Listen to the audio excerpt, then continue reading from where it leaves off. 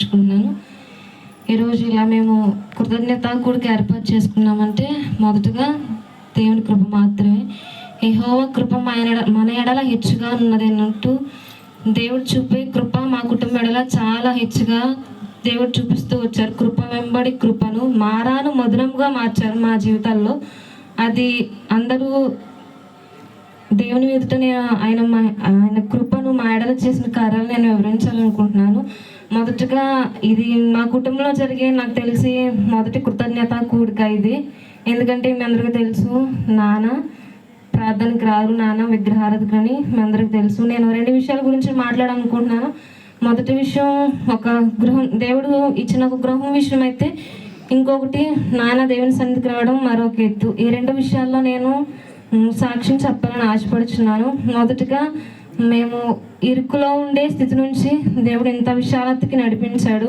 ఎలా అంటే వర్షం వస్తే మా నాన్న బేస్లు ఇవన్నీ పట్టుకొని తడిచిపోయే వాళ్ళు, గుమ్మాలో కూర్చున్నప్పటికీ అక్కడ కూడా వర్షం వచ్చేది. ఆ స్థితి నుంచి దేవుడు, మేము చిన్న గృహాన్ని కట్టుకోలేమని అనుకునే వాళ్ళం, కానీ దేవుడు మాకు మేము అనుకున్న దానికంటే ఇంతగా హెచ్చుగా ఇస్తాడని మేము ఎప్పుడు ఊహించలేదు.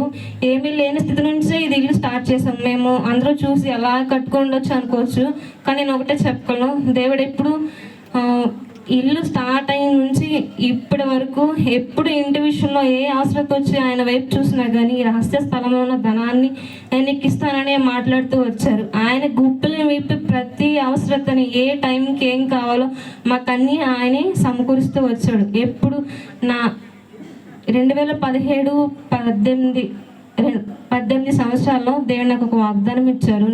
నూతన సంవత్సరంలో నేను ఇంటి గురించి ప్రేయర్ చేసినప్పుడు దేవుడు నాకు ఒక వాగ్దానం ఇచ్చారు. యెషయా 54వ అధ్యాయం, ఎవరైనా ఒకసారి చదువుతారు, 54వ అధ్యాయం 3వ వచనం.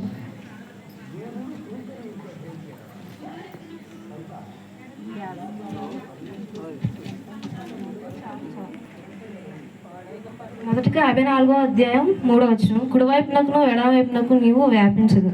తర్వాత 11వ వచనం ఒకసారి చూసుకుంటే, నేను నీలాంచలంతో నీ కట్టడంను కట్టుదును, నీలములతో నీ పునాదులు వేయుదును, మాణిక్యమనులతో నీ కోట గుమ్మములను, సూర్యకాంతములతో నీ గుమ్మములను కట్టుదును, ప్రశస్తమైన రత్నములతో నీకు సరిహద్దులు ఏర్పరచుదును. ప్రభువా, మాకైతే ఇల్లు లేదు, కానీ కట్టే అంత మనీ కూడా మా దగ్గర లేదు అని మేము భారంగా ప్రేయర్ చేసినప్పుడు దేవుడు నాకు ఆ సంవత్సరం ఇచ్చిన వాగ్దానం, కుడి వైపునకు ఎడవైపునకు నీవు వ్యాపించదు అని దేవుడు వాగ్దానం ఇచ్చారు. కానీ మనీ అయితే లేదు. ఎప్పుడు మనీ లేకపోయినా దేవుడు చూసిన ప్రతిసారి ఆయనే మా అవసరతలు తీరుస్తూ వచ్చారు. మేము ఇంత ఇల్లు ఇస్తారని ఎప్పుడు అనుకోలేదు.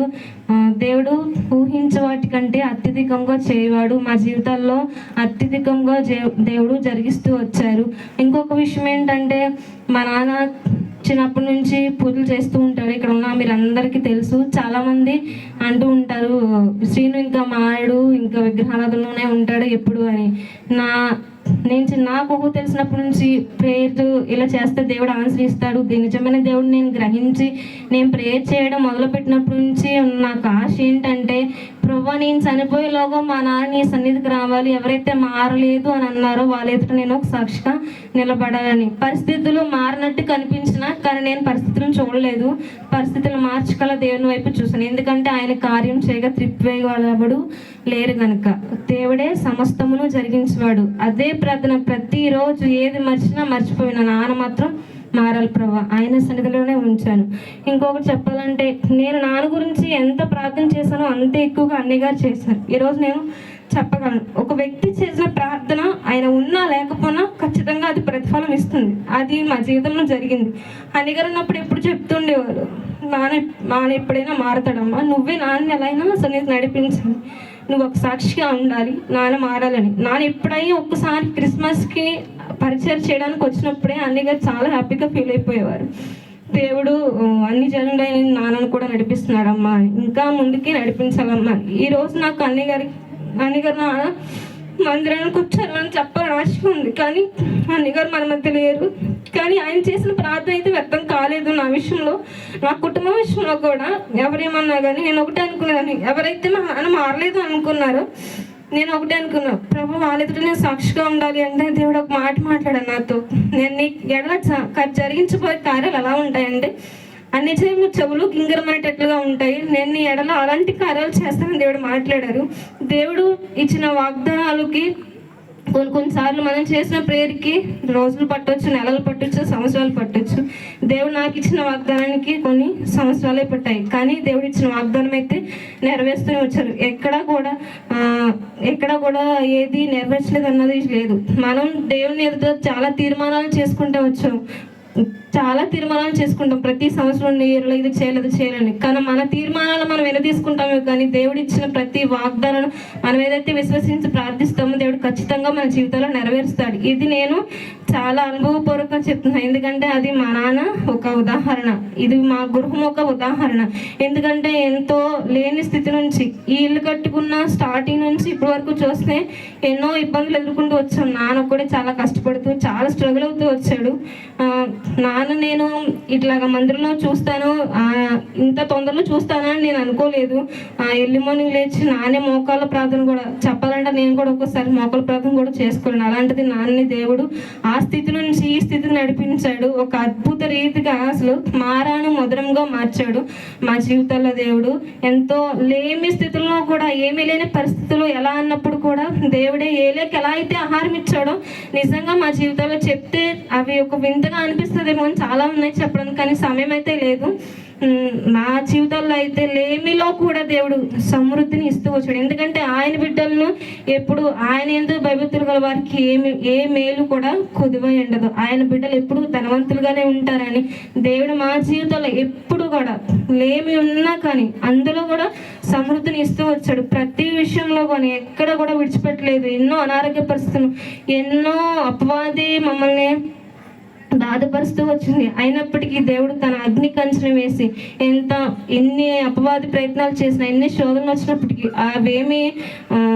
అవేం ఆపే ఫలించకుండా దేవుడు తన అగ్ని కంచెను వేసి మమ్మల్ని కాపాడి ఎన్నో ఆశ్చర్యకార్యాలు జరిగిస్తూనే వచ్చాడు. ఇప్పుడు నేను ఇక్కడ ఒక జాబ్ చేస్తున్నానంటే కూడా కేవలం దేవుని ఇచ్చిన అధికారం మాత్రమే. అన్నగారు అంటూ ఉండేవారు, నువ్వు మంచి జాబ్ రావాలి, చెయ్యాలి, ఆశీర్వాదకరంగా ఉండాలి, నాన్న మార్చాలని. అన్నగారు ఏదైతే అన్నారో, ఆయన ఏదైతే ప్రేయర్ చేశారో అవన్నీ ఒక్కొక్కటిగా జరుగుతూ ఉన్నాయి. ఆయన లేకపోవచ్చు, కానీ ఆయన చేసిన ప్రార్థన అయితే ఇప్పుడు నాతోనే ఉంది.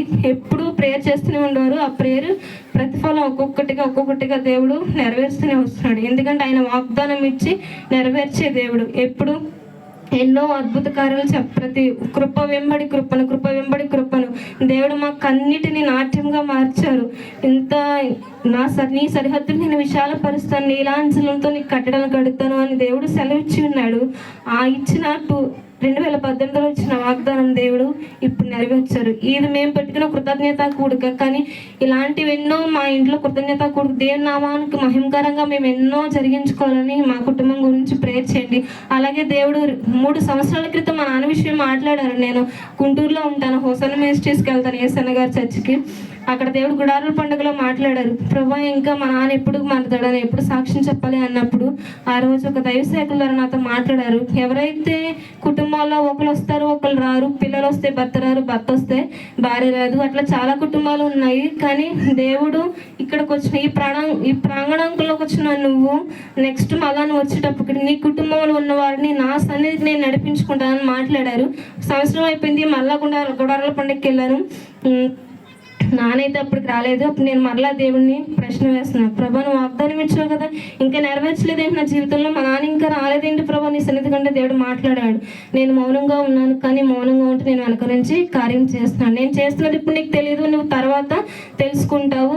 నువ్వు మౌనంగా ఉండి నీ ప్రాణం నువ్వు నన్ను నమ్ముకొని కావలి వారు కనిపెట్టుకున్నట్టు నువ్వు నా కొరకు కనిపెట్టుకోను, నేను ఎడల కార్యాలు ఖచ్చితంగా చేస్తాను, ఘనంగా చేస్తానని దేవుడు మాట్లాడారు. తర్వాత దేవుడు మాట్లాడని ఒక 3 నెలలు 4 నెలల నుంచి దేవుడు మాట్లాడమే కాదు, దాని సంకేతాలు కూడా చూపించారు. అదేంటంటే మా నాన్న ప్రార్థనకు రావడం, దేవుడు కార్యం ప్రారంభించారు. ఆ రోజు కూడా మాట్లాడారు, నేను నీ కుటుంబ సభ్యుల్ని నా మందిరంలోకి నేను నడిపిస్తాను, నీ గృహంలో నేను రక్షణ సునాదాన్ని వినిపింప చేస్తానని దేవుడు మాట ఇచ్చి వెంటనే 2-3 నెలలకే దేవుడు నా ఫ్యామిలీలో కార్యం చేశారు. మా నాన్న దేవుని సన్నిధికి రావడం చాలా ఒక అద్భుత కార్యం అని నేను చెప్పాలంటే, ఊహించని కార్యం అది. నేను ఎంతో మంది ఇప్పుడు నన్ను అడుగుతున్నారు, మీ నాన్న ఎట్లా ఉండేవాడు కదా, ప్రేయర్కి వస్తున్నాడు ఏంటి అన్ని జనులు కూడా అడుగుతున్నారు. దేవుడు ఒక మాట అన్నారు ఫస్ట్ నాతో, అన్ని జనులు కింగిరం అన్నట్లుగా నేను ఈ ఎడల కార్యాలు చేస్తానని దేవుడు ఏదైతే చెప్పారో, చెప్పిన ప్రతి వాక్యాన్ని నా జీవితంలో దేవుడు నెరవేరుస్తూ వచ్చారు. ఎన్నో అద్భుత కార్యాలు చేస్తూ వచ్చారు. అలాగే నా కుటుంబంలో రక్షణ సునాదం వినిపింపబడాలి. ఇంకా మా నాన్న మందిరికి రావడమే కాదు, మళ్ళా వెనక తిరగకుండా ఇదే విశ్వాసంతో దేవుల్లో కొనసాగాలి. మా కుటుంబంలో ఇంకా రక్షణ లేని వారికి రక్షణ పొందాలి, మా నాన్న కూడా రక్షింపబడాలని మీ అందరూ ప్రేయర్ చేయండి. ఎందుకంటే ప్రార్థన విజ్ఞాపన అనేది చాలా ప్రాముఖ్యమైనది. అన్నగారు ఎప్పుడు చెప్తుండేవాళ్ళు, ప్రార్థన చేయండి. ప్రతి విషయంలో కూడా ఏం లేకపోయినా ప్రార్థన చేద్దాము అనేవాళ్ళు. ఆ ప్రార్థన అప్పుడు ఆయన చేసిన ప్రార్థన ఇప్పుడు మా జీవితంలో కార్యాలు జరిగించాయి. మా నాన్న విషయం కూడా మీ అందరికీ నేను చెప్తున్నాను. మా నాన్న విషయం గురించి మీరు అందరూ ప్రేయర్ చేయండి. మా కుటుంబంలో ఇంకా రక్షణ సునాదం వినిపింపబడాలి, అనేకులు ఎదుట మేము ఇంకా సాక్షిగా ఉండాలని చెప్పండి. ఇక్కడ కూడి వచ్చిన మీ అందరికీ మేము చేసిన విన్నపాన్ని మన్నించి మీ అందరూ మా గృహములకు వచ్చి మీ ఆశీర్వాదాన్ని మాపై ఉంచి మా కొరకు ప్రార్థిస్తున్నందుకే మీకు వందనాలు చెల్లించుకోండి. కొద్ది సాక్ష్యం దేవుడికి ఇష్టం.